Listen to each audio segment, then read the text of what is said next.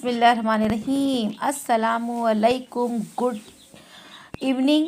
और कैसे हैं आप सब? उम्मीद करते हैं कि आप सब अच्छे होंगे। गुड इवनिंग इसलिए बोला क्योंकि हम शाम के वक्त जो है वॉइस ओवर करने बैठे हैं और एडिटिंग करने के लिए सोचा कि चलो फटाफट से वॉइस ओवर कर लेते हैं, वरना बहुत ज़्यादा शोर होता। वैसे भी मेरे यहाँ शोर होता रहता है, अब चूज़ों का तो शोर हमेशा आपको सुनाई देगा।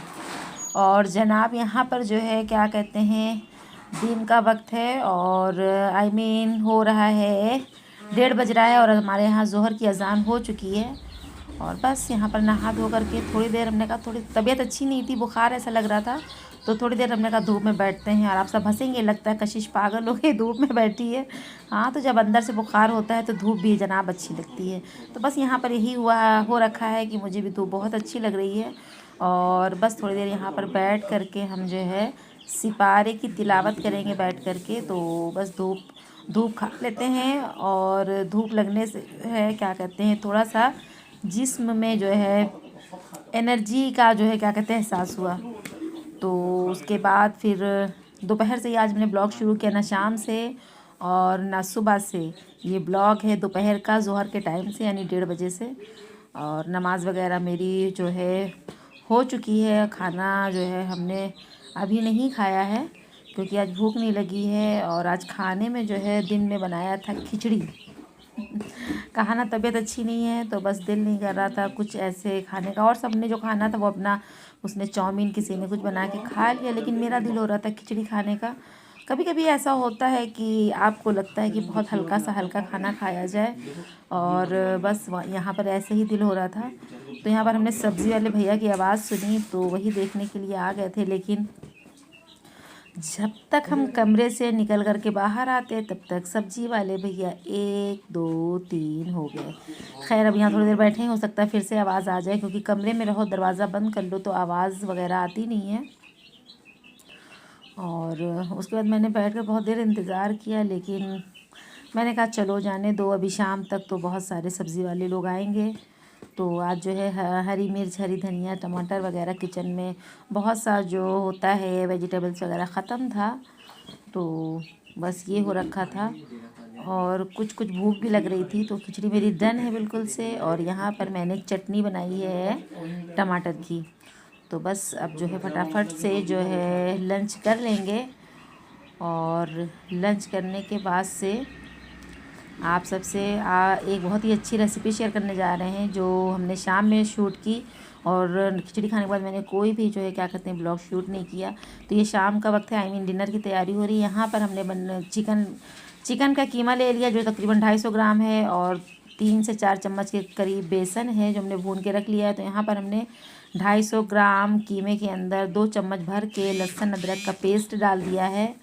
और उसके बाद जो है इसके अंदर जाएगी धनिया, हरी धनिया, और 4 से 5 हरी मिर्च, और ½ टी स्पून के करीब ज़ीरा पाउडर, जिसके अंदर जो है धनिया और ज़ीरा और सूखा मिर्चा पीसा हुआ मैंने पहले से पीस के रखा हुआ था वो डाल दिया आधा चम्मच। और पिसी हुई मिर्च थोड़ी सी डाली है, नमक डाला है, थोड़ा सा हल्दी पाउडर डाला है, और थोड़ा सा पुदीने की पत्ती भी थी वो भी डाली है, नमक डाला है।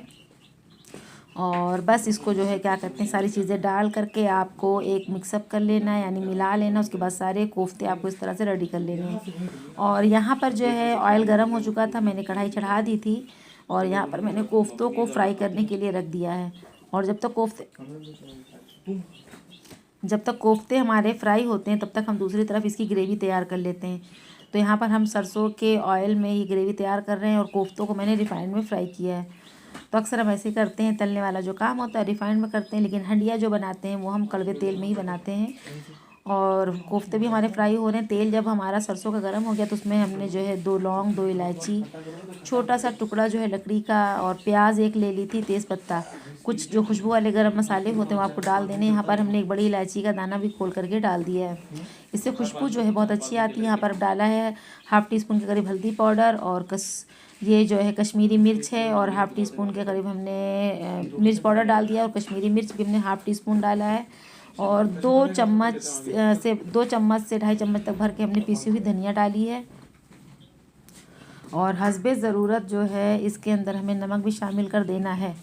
और थोड़ा सा आपने इसके अंदर 1/4 टीस्पून के करीब जो है गरम मसाला भी डाला है। अब ऐसा करना है कि इसके अंदर पानी शामिल करके और इसको अच्छे से मसाले की हम भुनाई करेंगे तकरीबन 15 मिनट। और ये देखिए कोफ्ते भी हमारे ऑलमोस्ट डन हैं और अब कोफ्तों को हम ऑयल से निकाल करके अलग कर लेंगे, वरना ही हमारे जो है कोफ्ते जल जाएंगे। हमें ज़्यादा जो है डार्क ब्राउन नहीं करना है। मसाला भी हमारा ऑलमोस्ट जो है क्या कहते हैं भून रहा है। देखिए भून चुका है, 15 मिनट से भून रहा था। अब इसके अंदर जैसी ग्रेवी आपको रखनी है पानी जो है आप शामिल कर दीजिए। अब ये पानी जो है हमने डाल दिया है। उसके बाद इसी दौरान हमें कोफ्ते जो फ्राई करके रखे हैं वो भी इसी ग्रेवी के अंदर शामिल कर देना है और इसको अच्छे से जो है चला देना है। और आप इसी वक्त जो है नमक ज़रूर लाजमी चेक कर लीजिए। अगर खाने में नमक कम होता है तो डिश खाने का जो मज़ा होता है, खाने का मज़ा जो है फिर नहीं आता है।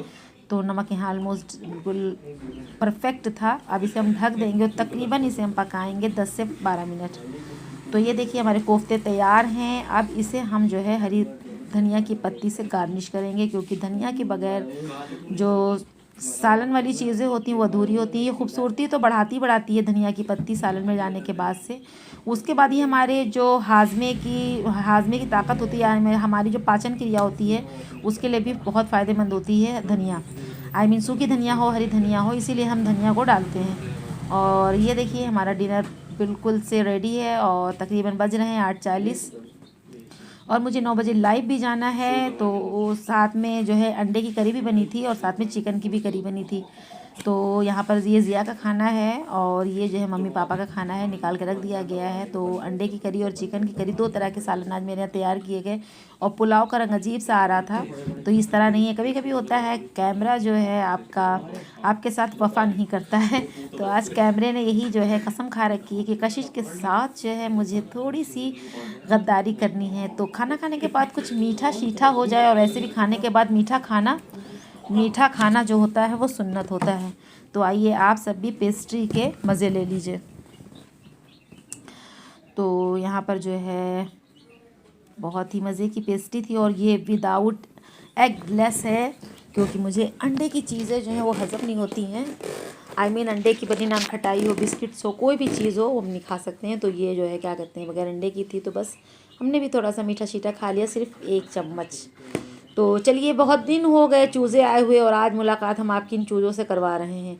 तो ये हैं जिया के चूज़े, इनका नाम है काली और इनका मुंह देखिए ज़रा सा बहुत खूबसूरत चूज़े हैं और बहुत प्यारे हैं। और हमने सोचा कि रोज़ आप मेरी लाइव में सुनते हैं इनको, और चलिए इनके साक्षात जो है दर्शन करा देते हैं, मिलवा देते हैं। क्योंकि मेरे कुछ सब्सक्राइबर पाकिस्तान से भी हैं, तो वो सोचेंगे क्या कह गई कशिश। तो मैं आपको इंट्रोड्यूस करवा रही हूँ, इनसे मिलवा रही हूँ, आप सबका तारुफ़ करवा रही हूँ। और ये चूज़े जो हैं देसी जो मुर्गियाँ होती हैं वो हैं ये। तो जो है क्या कहते हैं, ये सब आज ही, मतलब आज नहीं आए हैं, आए तो 1 हफ़्ते पहले थे, लेकिन वीडियो हम जो है क्या कहते हैं इसकी हमने अब शूट की और आपके साथ अब शेयर कर रहे हैं। तो अब ये थोड़े से बड़े हो चुके हैं और माशाल्लाह बहुत प्यारे हैं ये। तो जो है जिस दिन ये आए थे तो हमने थोड़ा सा इसका जो क्लिप थी वो शूट करके रख ली थी, अब हमने इसको ऐड कर दिया है। लेकिन फ़िलहाल अब ये बड़े हो चुके हैं, 1 हफ़्ते में बहुत जल्दी से इनकी ग्रोथ होती है। और ये सिर्फ जो है वो खाते हैं चोकर, क्योंकि जिन मुर्गी वाले भैया ने इन चूज़ों को दिया उन्होंने कहा भी आप इन्हें कुछ दिन सिर्फ चोकर खिलाइएगा। और जो ये आगे बैठा मुँह खोल रहा है बार बार, ये इतना शोर करता है माशाल्लाह, इतना खाता है कि इसके जो गले की जो ढोलक होती है वो लटक जाती है वॉइस ओवर करते भी हंसी आ रही है इसकी बात करके। तो ये देखिए कितना चिल्ला रहा है, और इसका पेट भरा रहता है ना तब भी ये चिल्लाता है। तो चलिए मैं आपको तो अपने कुछ जो है क्या कहते हैं अभी आपको आगे पुराने ख़जानों से भी मिलवाऊंगी। मेरे पुराना ख़जाना क्या है वो आप देखने को पाएंगे। और आजकल जो है अंगूर का सीज़न है, अंगूर बहुत ही मार्केट में इस वक्त आए हुए हैं, अंगूरों की पैदावार बहुत अच्छी हुई है। और अंगूर हमारे जिस्म के लिए, हमारी सेहत के लिए बहुत मुफीद होते हैं। और इसका जो अंगूर का जूस बनता है, यानी इसका जो शरबत तैयार किया जाता है, वो इतना ज़बरदस्त होता है। तो यहाँ पर मैंने अंगूर मंगाए थे और इसका जूस जो है बनाया था। तो किसी दिन हम इसकी रेसिपी आपके साथ शेयर करेंगे। तो जिस खजाने की बात कर रहे हैं, तो देखिए ये वो ख़जाना है, ये अली बाबा 40 चोर का वो वाला ख़जाना जो हम लूट करके लेकर के आए थे।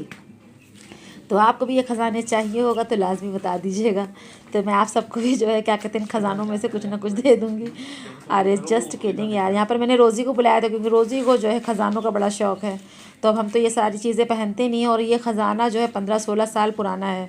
तो मैंने रोज़ी को इसमें से सब दे दिया, बस 2-3 जो ईयररिंग्स थी जो मुझे कुछ ना कुछ उनके साथ कुछ ना कुछ यादें आपकी कनेक्ट होती हैं, तो वो चीज़ें मैंने रोक ली हैं। तो और सारी चीज़ें रोज़ी को दे दी हैं और आजकल रोज़ी एक से एक डिज़ाइन पहन करके नक्शेबाजी कर रही हैं तो ऐसा कुछ है। तो ये ज्वेलरी जो थी इसमें से मेरी बहू ने भी निकाल के बहुत सारी पहनी, क्योंकि ये उलझी नहीं है लेकिन उलझी हुई आपको लग रही है, क्योंकि मेरे एक डिब्बे में ये रहती थी। तो हमने सोचा कि आपके साथ शेयर कर दें, वैसे भी हमने आपको पहले दिखलाया ही है ये। और एक क्लिप जब मम्मी हमारी गई थी वहाँ से बीमार होके आई थी, तो ये क्लिप रह गई थी, तो मैंने सोचा ये तो बहुत खूबसूरत है और अपनी अम्मी जान को मैंने आप लोगों से बहुत दिनों से क्या कहते हैं मिलवाया भी नहीं, और ये क्लिप कैसे छूट गई थी, बाद में ज़िया ने हमें दी है। तो मैंने सोचा कि चलो गांव की जो थोड़ी बहुत हरियाली है, और मम्मी मेरी हरे हरे सूट में है, तो ये भी एक हरा भरा दरख्त लग रही हैं। तो बस ये वीडियो बहुत अच्छी थी तो मैंने आपके साथ शेयर कर दी है। और चलिए यहीं पर इजाज़त लेते हैं, मिलते हैं नेक्स्ट ब्लॉग में आपसे, तब तक के लिए दुआ में याद रखिएगा। अल्लाह हाफिज़, टेक केयर, बाय बाय।